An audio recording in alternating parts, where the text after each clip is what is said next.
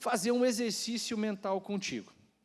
É algo que eu gosto de fazer, porque às vezes a gente consegue ir um pouquinho além das palavras. E eu queria que nesse momento você fechasse os teus olhos, não se preocupasse com quem está do seu lado, e você imaginasse a sala da sua casa. Lá, a sala da sua casa, do jeitinho que ela é, o posicionamento do sofá, a poltrona, a cadeira, talvez uma mesa de jantar ali junto.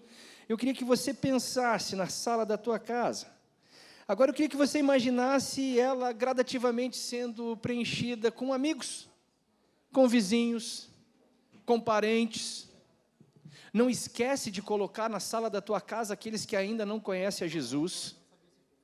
Aquele teu alvo de oração, o teu mais um que ainda não tomou uma decisão, mas que nós temos clamado, que nós temos intercedido. Vai vendo esse povo todo se posicionando, se acomodando na sala da tua casa, todos eles ali, aquele mais difícil, mais que é só pela graça mesmo, também se achegando, meio atrasado, mas chegando. E aí, de repente, alguém bate a porta, e agora você vai precisar usar a tua criatividade, tá? E é Jesus.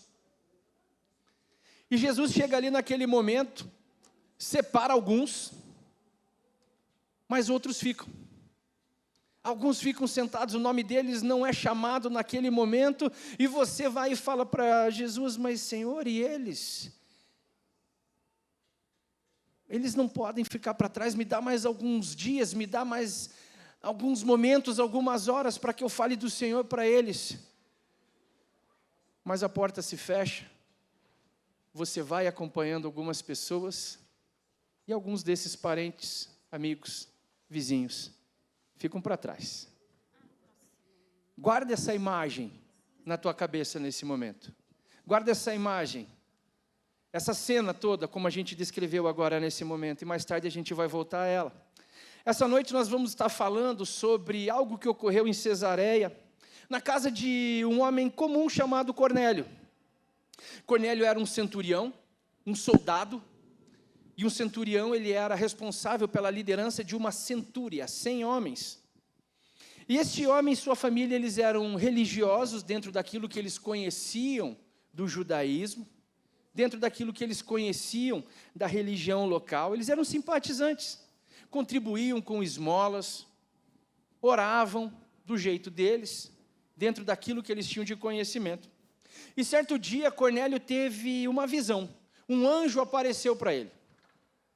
Esse é o pano de fundo da nossa conversa de hoje. Um anjo aparece para ele e manda ele enviar alguns homens a uma outra cidade chamada Jope e procurar um tal de Simão, também conhecido como Pedro. Numa visão, algo extraordinário.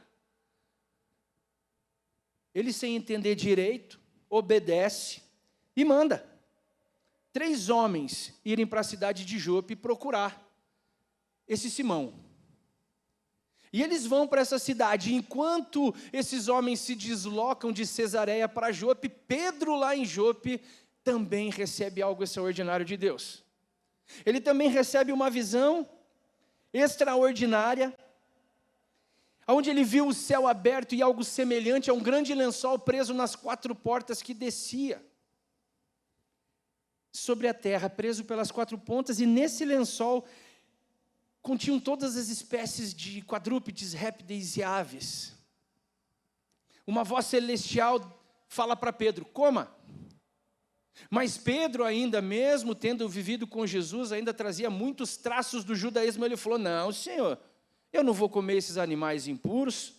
A voz mais uma vez se manifesta e diz, não chama de impuro aquilo que eu já purifiquei. Pedro ainda não tinha entendido direito o que estava acontecendo, quando batem na porta da casa de Simão, o curtidor de couro, onde ele estava hospedado, esses 3 homens, e falam, aconteceu isso em Cesareia, mandaram te chamar, e nós precisamos que você nos acompanhe. Pedro, meio atordoado ainda, foi obediente e seguiu. E é muito interessante, porque de Cesareia a Jope são 50 quilômetros, 50 para ir, 50 para voltar. Enquanto tudo isso acontecia, Deus se manifestava em meio a esse povo. E aqui é muito interessante alguns fatos marcantes no começo da nossa conversa, que é só para você entender o pano de fundo que estava acontecendo. Cornélio vê um anjo, enquanto Pedro tem uma visão e ouve o Espírito Santo de Deus. 2 homens no raio de 50 quilômetros de distância, tendo ali uma manifestação, uma teofania de Deus, que os leva a tomar uma decisão. Cornélio é obediente e manda buscar um homem em outra cidade. E Pedro é obediente e aceita ir encontrar um homem em outra cidade. Já pensou, ministro Guilherme, alguém batendo na sua porta do nada e falando: o negócio é o seguinte, vai lá para Paranaguá porque tem alguém te esperando. Talvez a gente não tomasse a mesma decisão e ficasse um pouco receoso e: Senhor, deixa eu pensar um pouco mais sobre isso e quem sabe outro dia eu vou, quando eu estiver indo para lá, eu passo para visitar esse homem. Foi necessário muita coragem desse centurião em enviar 3 homens de confiança para irem até Pedro. Foi necessário muita coragem de Pedro ao aceitar esse convite e se deslocar para conhecer alguém, conversar com alguém que ele nem conhecia direito. Mas isso é só o pano de fundo da nossa conversa, isso é só para você entender o que estava acontecendo, e a partir de agora, a gente vai necessariamente entrar no texto bíblico, e eu peço que você abra a sua Bíblia em Atos 10, e nós vamos passar por alguns versículos, desde o verso 24 até o 48, que serão projetados também, mas se você quiser acompanhar na sua Bíblia, vai ser uma grande alegria. E aí nós temos a primeira constatação, o primeiro ponto da nossa conversa de hoje, que Cornélio passa de soldado romano para um soldado de Cristo. O texto diz assim a partir do verso 24: no outro dia chegaram a Cesareia. Cornélio os esperava com seus parentes e amigos mais íntimos que tinha convidado. Quando Pedro ia entrando na casa, Cornélio dirigiu-se a ele e prostrou-se aos seus pés adorando. Mas Pedro fez levantar-se dizendo: levante-se, eu sou homem como você. Isso é muito extraordinário, que fé desse centurião. Pedro já tinha tido as suas experiências com Jesus, Pedro já era um homem separado para a obra, mas esse homem centurião, alguém que nem conhecia direito o que estava acontecendo, deu um passo de fé tremendo. Ele foi obediente à orientação, e mais do que isso, ele não apenas chamou Pedro, mas ele encheu a casa dele de pessoas que ele gostava. O texto diz que ele chamou amigos, que ele chamou parentes próximos para estarem ali. E isso é muito legal porque talvez nem convertido ele fosse, mas ele já estava ali promovendo um ajuntamento, ele já estava promovendo ali um PGzão na casa dele, para que mais pessoas ouvissem do Evangelho. Ele nem sabia direito o que ia acontecer, mas ele cria que alguém do Senhor estaria ali na casa dele. Ele falou: o quê? Eu não vou segurar essa bênção só para mim, não. Vamos chamar esse povo para estar ouvindo aqui junto com a gente. Talvez sem saber, ele já estava desenvolvendo ali o dom do evangelismo, que ele nem sabia direito o que era, e já estava atraindo pessoas para a casa dele. E isso é muito legal, porque eu não sei se na tua história foi assim também, mas via de regra quando você tem o teu primeiro encontro com Jesus, quando você sente aquele amor, que você sente aquele negócio diferente, você fala: uau, mesmo pecador como eu sou, mesmo vivendo alheio à vontade de Deus, mesmo vivendo baseado nos meus achismos e naquilo que a sociedade me impõe, tem um Deus que sempre me amou e que está de braços abertos para me receber, para me ajudar nesse processo. Você não fica quieto.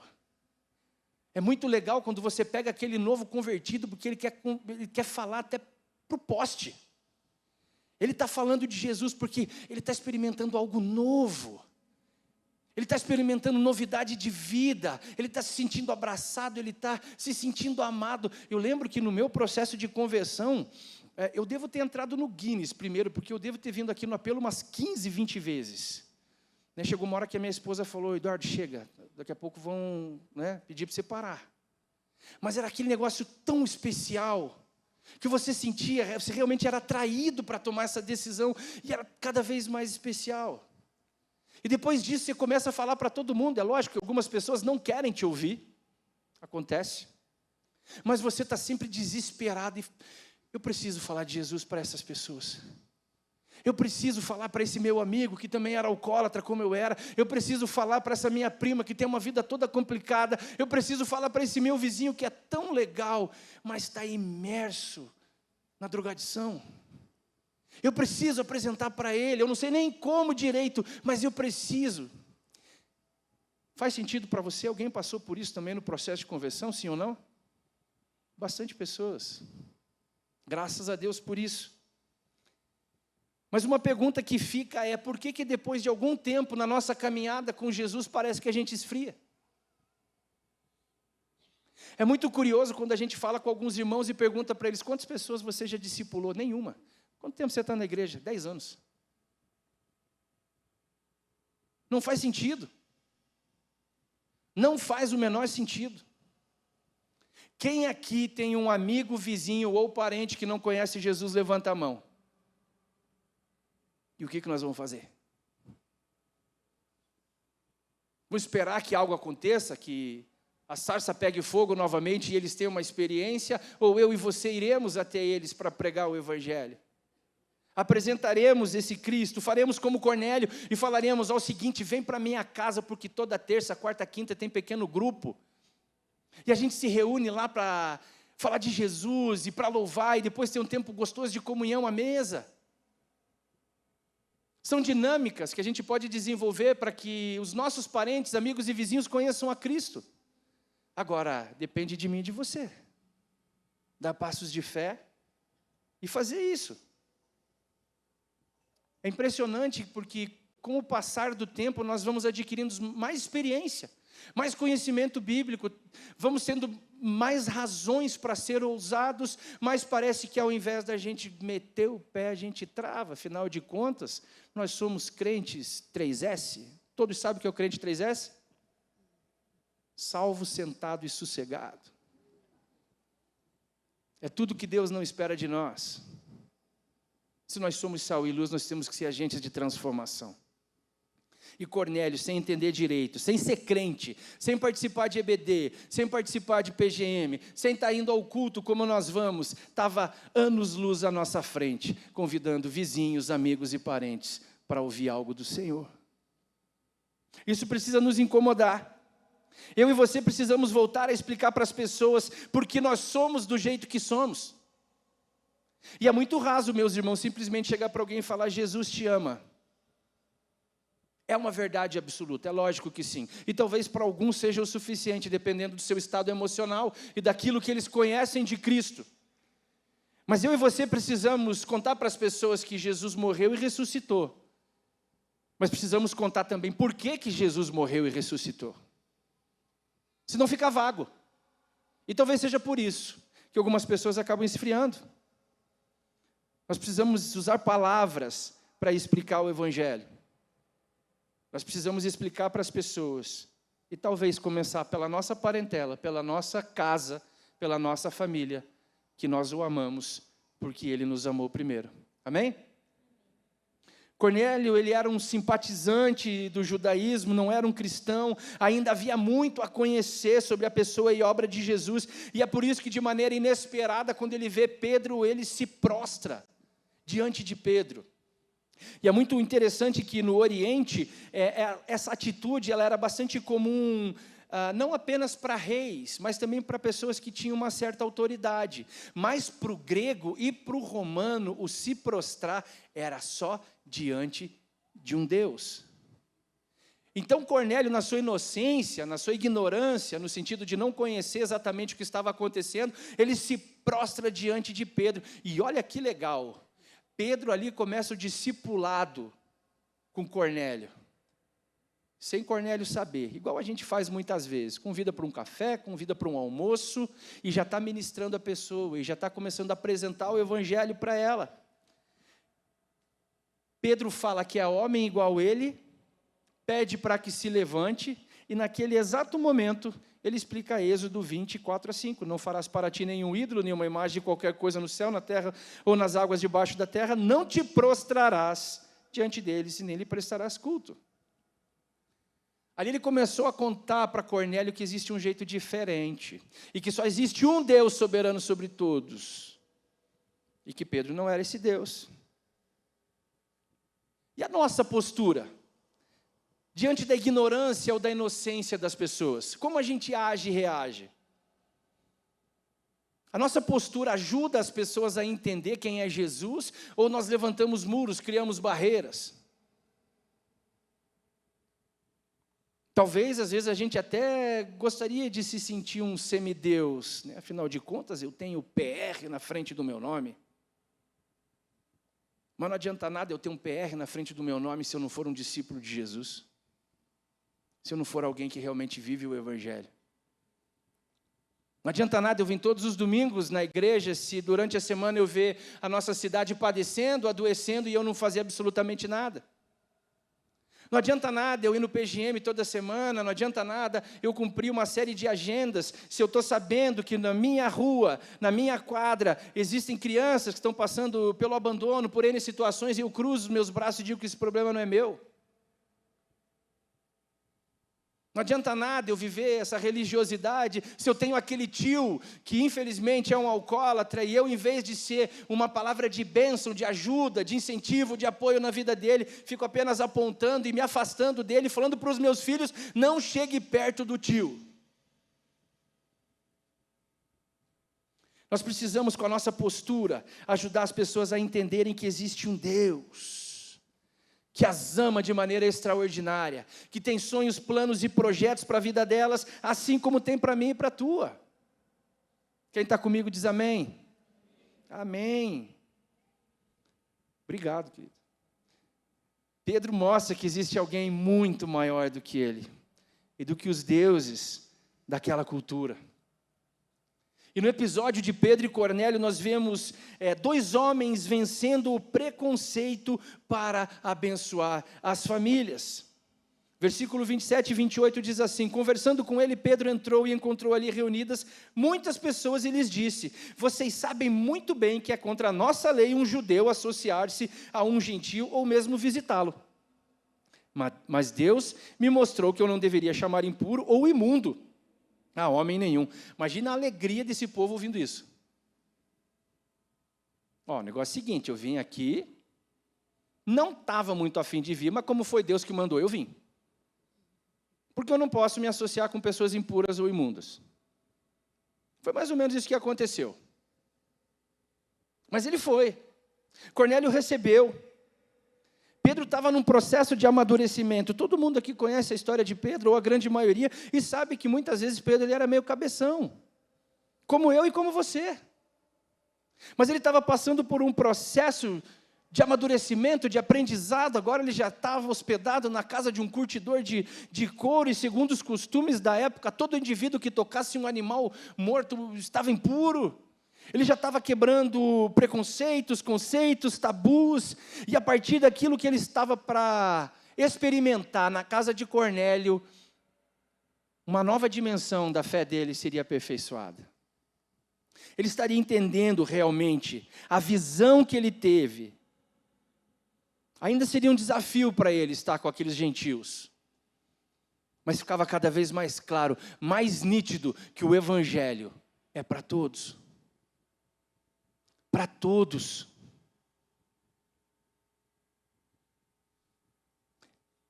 E nesse ponto da história, talvez a gente até critique Pedro e fale: Pedro, mas como assim você fazendo acepção de pessoas?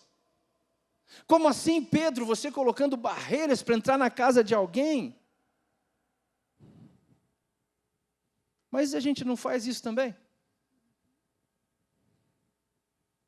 Às vezes a gente não tem a mesma postura de Pedro e não trata as pessoas que professam uma fé diferente da nossa como um imundo. Às vezes a gente não trata, às vezes até aquelas pessoas da nossa parentela, porque tomaram, infelizmente, numa cegueira, uma decisão em relação à sua sexualidade de maneira contrária à Bíblia, como um imundo. Nós não tratamos muitas vezes também pessoas que nós não sabemos nem a história, mas nós as rotulamos como pessoas que não têm saída e falamos que bandido bom é bandido salvo,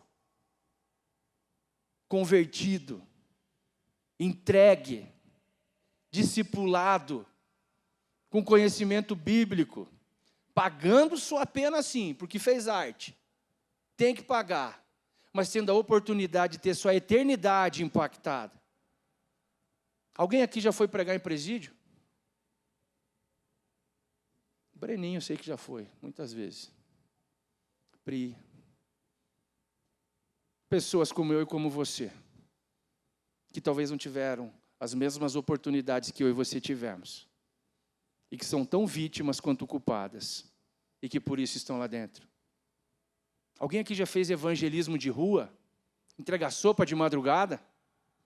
Não, pastor, mas é perigoso demais. Aquela cambada de nóia. Será? Então vamos para um ambiente mais tranquilo. Alguém aqui já foi falar de Jesus para os idosos numa casa de repouso, numa casa lar? Ou os idosos também são perigosos? Alguém aqui já foi numa das unidades do Lar Batista Esperança, e são tantas que nós temos na região, para falar de Cristo para aquelas crianças que são vítimas de abusos, que vivem a vulnerabilidade social? Ou aquelas crianças também são perigosas? Nós precisamos aprender a quebrar barreiras, preconceitos, tabus, para que o nome de Cristo seja exaltado. Amém? É o que o Senhor espera de mim e de você, porque nós fomos alcançados. Efésios 2 diz que todos nós vivíamos imersos em pecados e transgressões. Romanos diz que todos pecaram e destituídos estão da graça de Deus. Todos pecaram. Mas em Cristo Jesus a redenção, a salvação, a mudança de vida. Nós precisamos realmente entender que muitas vezes fazemos acepção de pessoas, inclusive na nossa casa. Pô, pastor, mas pregar para aquela minha tia que está no quarto casamento, se você não pregar, talvez ela tenha o quinto, sexto, sétimo. Pastor, mas e aquela prima lá, poxa vida, nem casada e agora teve o segundo filho? E se você não falar para ela sobre a autovalorização que ela precisa ter, a identidade dela em Cristo Jesus, talvez ela tenha o terceiro, o quarto e o quinto. Não, pastor, mas meu vizinho é de Umbanda. E se você não for pregar para ele, falando que existe um Deus vivo, que se manifesta na vida das pessoas, ele vai para o inferno.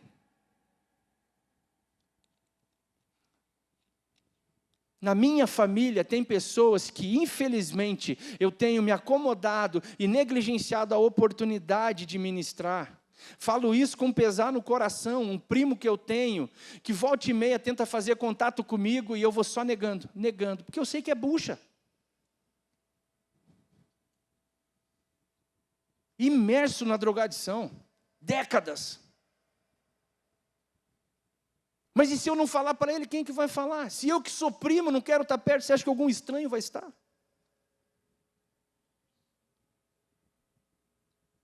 Esse cara precisa dentro da minha casa. Esse cara precisa estar sentado aqui do nosso lado, adorando, louvando, sendo ministrado, para que quem sabe um dia, ele assim como eu fiz há 13 anos atrás, tome uma decisão por Cristo Jesus, porque a vida que eu levava não era muito diferente do que a dele, talvez os trajes que eu usava, mas os vícios eram os mesmos, e ele é minha responsabilidade, porque ele é meu primo, ele é da minha família. Fiquei sabendo esses dias de um vizinho que está com câncer. E como é triste, eu falei, poxa vida, eu vou orar, é recente isso? Não, pastor, 4 anos. Pô, eu moro no mesmo lugar há 10 anos. Eu nunca chamei ele para o meu pequeno grupo. Nunca tinha chamado. Nunca tinha ido lá orar com ele, entender como é que era a dinâmica de vida dele. Cornélio foi muito mais ousado do que eu e chamou seus vizinhos, chamou seus amigos, chamou seus parentes e falou, vem para cá porque Deus vai fazer alguma coisa. Eu não sei o que é que Ele vai fazer, mas confia em mim e vem porque a gente vai experimentar alguma coisa extraordinária. O medo não pode nos paralisar. 1 João 4,18 diz que o amor lança fora todo medo. Jesus é o amor em essência.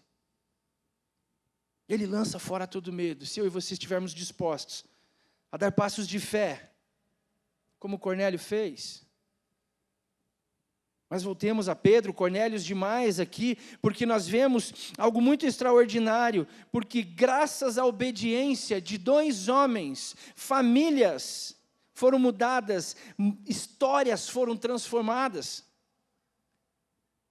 Muito legal o que aconteceu. Pedro testemunha para aquelas pessoas, ele conta sobre Jesus, ele conta sobre aquilo que aconteceu, ele fala um pouco dos ensinos de Jesus, fala das curas que Jesus fez, e aquele povo fica tudo embasbacado. Uau, que bacana isso, conte mais.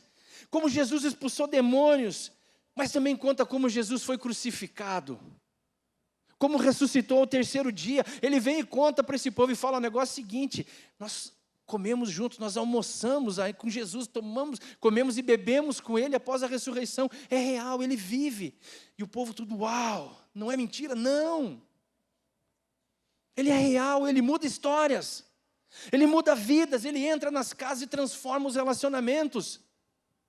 Eu era um Pedro antes de Jesus, me tornei outro depois de Jesus, e aquele povo tudo, meu Deus, fala mais.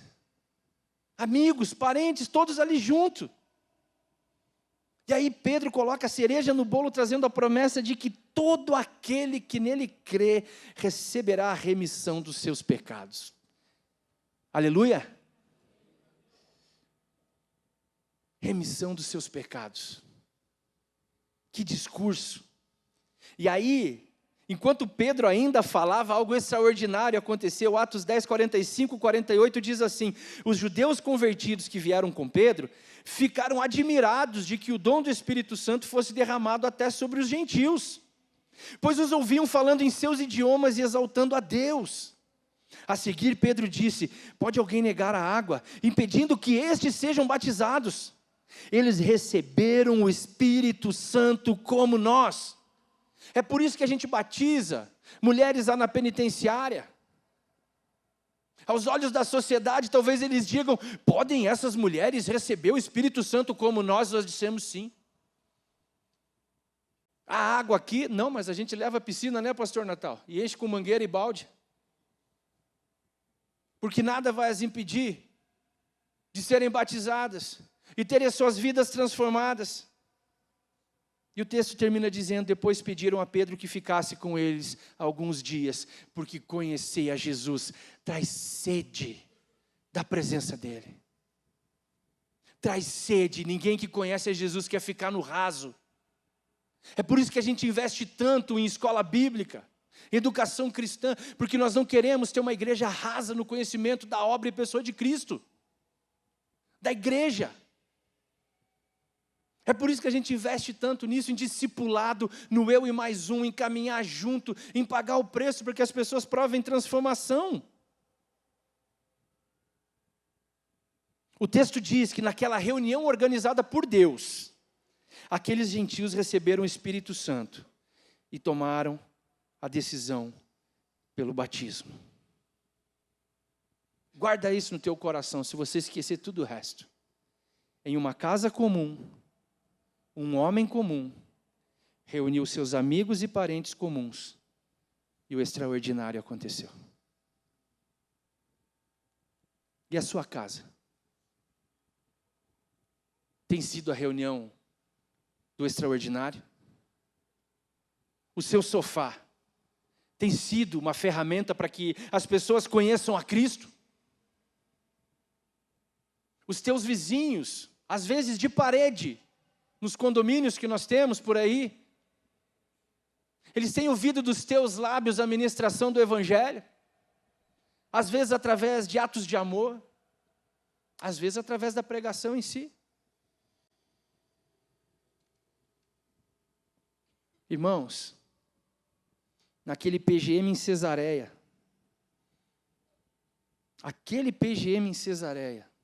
ele foi o palco de várias conversões. Porque Cornélio chamou seus parentes, seus amigos e seus vizinhos para conhecer Cristo.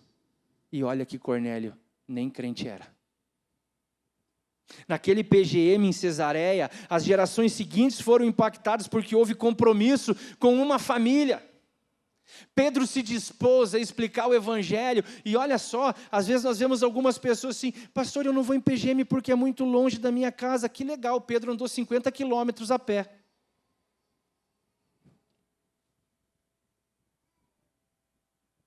Para ministrar, para ser ferramenta, para ser usado pelo Senhor. E às vezes nós temos pessoas muito mais próximas e temos nos calado.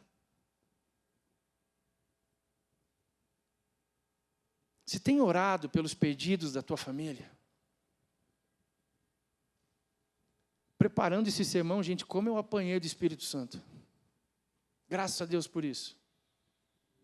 Porque eu tenho sido negligente com várias pessoas.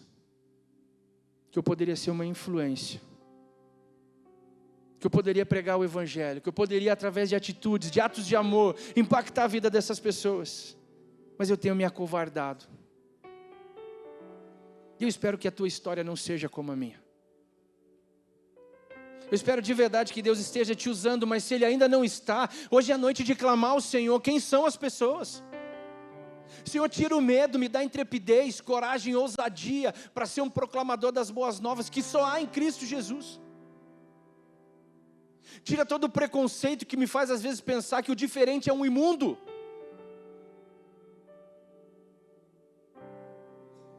Talvez hoje seja o dia que nós vamos nos posicionar, dentro da nossa casa, realmente começar a ser sal e ser luz. E através de convites, pessoas comuns, em ambientes comuns, chamando mais pessoas comuns, para provar o extraordinário do Senhor.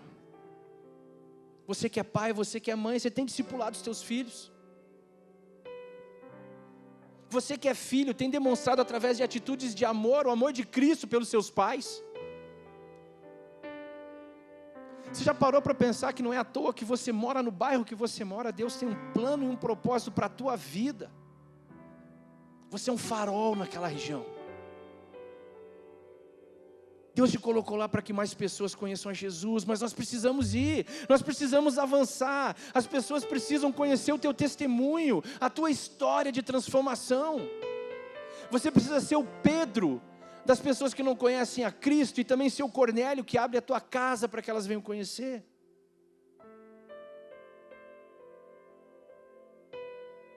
Você já parou para pensar que aquilo que você falar para a tua família